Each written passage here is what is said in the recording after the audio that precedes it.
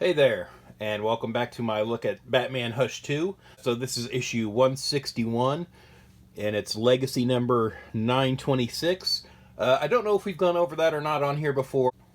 The legacy numbering is if you take all those volumes and put them together from the first issue. So while this is 161 of this volume of Batman, it is the 926th issue if you put all the Batman series together. This is part 4 of Hush 2. And again, we've got Jeff Loeb writing, Jim Lee and Scott Williams on art, and Alex Sinclair doing colors. It's been a few weeks since we've done one of these because they took a month off of the series. They've gotten behind schedule a little bit, and again, going back to my theory of that's why we're getting a new Batman #1 in September, is so that Hush 2 can take its time kind of catching up and spending as much time as they want on it, because again, Jim Lee is in charge of DC Comics, so he can kind of do what he wants in that respect. That's kind of me reading between the lines on this one, is that odds are this book will fall behind again. And so the new Batman series that we've got coming out from Matt Fraction and Jorge Jimenez will be to keep a Batman title on the shelves in the meantime. Back to the book. Oh, so I haven't taken a look at this yet. This is my first kind of impressions of the book. I haven't cracked this open yet, so these are just kind of my thoughts reading it here for the first time as we go along.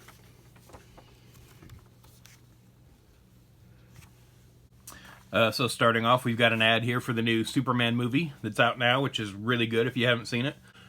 So we're back into the story here, and the way last issue left off was Hush has captured Damian Wayne Robin here and is holding a scalpel to his neck, threatening him.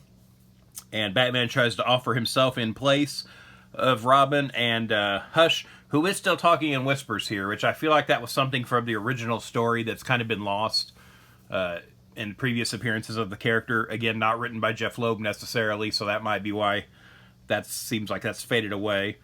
And Hush calls him out here for castling, which was something that came up too in Jeff Loeb's Superman and Batman Public Enemy storyline, where Superman and Batman switch places with Hawkman and Shazam in that story. So it's kind of interesting seeing that coming up here in this new story written by Jeff Loeb. So to defend himself and kind of get out of the situation, Robin hits a switch on his belt, which calls in a bunch of bats.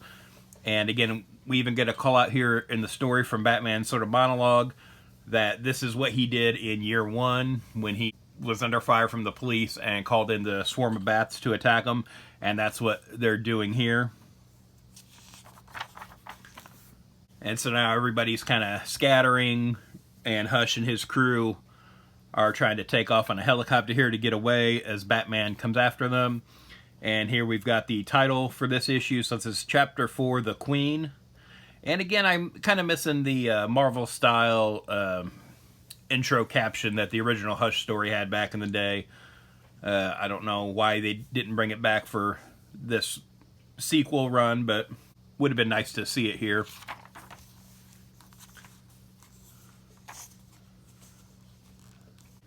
Then we've got Batman here leaping out after the helicopter, and Robin throws a line that wraps around his ankle that kind of pulls him back to the building. And we've got Robin and Bane here kind of pulling him up the side of the building, saving him. And then Batman asks Robin what Bane is doing here, and Bane interrupts, says, "I owe your son a debt." I'm not really sure what that refers to. I can't remember if that came up in the last time him and Damian met. I'd have to go back and reread that story. But Robin says he broke Bane out of Blackgate. And then we have Batman here saying, "I think of Alfred, the rest is easy." Again, referencing Tom King's run on Batman where Bane kills Alfred. So again, definitely placing this story in continuity. Again, the original Hush was in continuity too, but it was also like, it definitely could have been sort of an out-of-continuity story had they chose. Just kind of featuring classic versions of the characters and that kind of thing. But I feel like this really entrenches this in the current continuity where Alfred is dead. Now we cut back to this lighthouse where Joker is in a standoff with Jason Todd, Red Hood, and Dick Grayson, Nightwing, again, former Robins. And Joker says he's not really sure what's going on here. He just knows that Batman must have saved him. Then Jason Todd tells him, "You've already killed me once, see if you can do it again." And Joker starts firing at them, and Nightwing kind of shoves Red Hood here out of the way. So then we have them going out of the lighthouse into the water here, and we see Nightwing fall into the water here, but we don't see Red Hood. And so Nightwing starts calling for Jason, and then we hear Joker up here yelling Jason, and he starts singing the nursery rhyme, "Hush little baby, don't you cry," but here he says, "Joker's gonna make sure that you die." And again, there was a little bit of a reference to that same nursery rhyme in the original Hush story, so I don't know if this is foreshadowing something, or if Joker's just making fun of Hush, or maybe that's just a throwaway thing, but that might lead into more later on in the story. And then we have Batman arriving at this warehouse, and he sees blood on the floor. And so we see now, this is the warehouse from the Hush 2 preview, where we see Hush has all his plans laid out, and he's got the little figures set up of how he's moving people around. And we find an Alfred little figurine here, and then there's a Damian Robin one that's been crushed, and Batman sees a Jim Gordon one here on the board. So then we cut to Barbara Gordon, as Batgirl, visiting Jim in the hospital here. At first, he mistakes her for Batman, but she tells him that it's Barbara. Now, maybe they've done this in a story I haven't read, but I know it's been implied that Jim Gordon might know that Barbara's Batgirl, but I don't think they've ever just come out and said it. So here, obviously, he is aware that she is Batgirl. Again, I don't read every ancillary Batman book, unfortunately, so I don't know if that happened in like a Batgirl book or Birds of Prey or something like that. But yeah, if you know, let me know in the comments where Jim Gordon definitively found out that Barbara Gordon was Batgirl. Then we've got Batman up here on a gargoyle, across the street, kind of checking out what's going on in the hospital room. And so he's kind of listening in, and Barbara's telling Jim that Batman saved Joker's life. And, he's telling her that he must not have had any other choice. It makes him better than the Joker. But here we've got Batgirl saying, "I can't agree with you, not on this one." So, maybe her armor's starting to chip away a little bit here. Again, she's been victimized by the Joker. So it might be that sort of the Bat family is kind of turning against Batman on this one, as far as keeping the Joker alive so long, and, to the point where he's saving his life here in this story. So here we get sort of a page of flashbacks here, again, in sort of the watercolor ink wash style that Jim Lee does in these stories. And so it's sort of like in the aftermath of Killing Joke, and then sort of at the end of No Man's Land, and flashing back to the original Hush storyline here, again, where we're seeing how the Gordon family has been victimized by the Joker over the years, but, Gordon stopped Batman from killing Joker, rather, in the first Hush storyline. And then we've got Hush here spying on Batman now, and these explosions start up on the building that Batman is on. And so he jumps off and starts to fall to the ground here. So we've got this nice big 2-page spread here of Batgirl kind of swinging down and saving Batman. It looks like she has some sort of wing apparatus here with her cape. Again, I don't know if that's part of her new suit, I guess. So then Batgirl and Batman kind of crash land down in this alley, and we get kind of a better look at the wings of her cape here.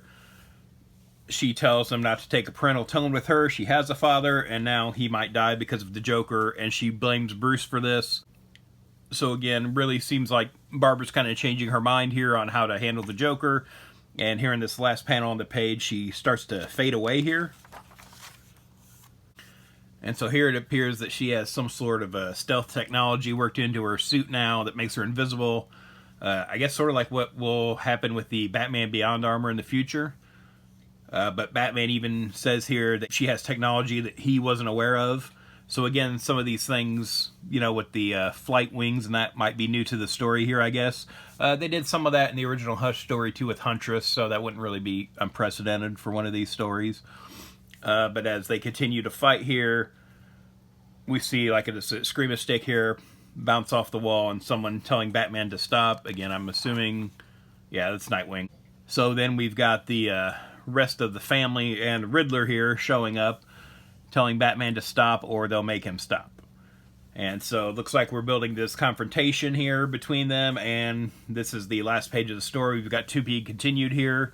So that's kind of where we're at.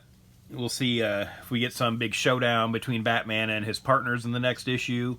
Again, no Red Hood still on this last page. So again, he's been missing now since the attack by Joker in the lighthouse. So, you know, where's Red Hood in this? You know, if someone's going to try to kill the Joker, it would probably be him. So that's kind of interesting.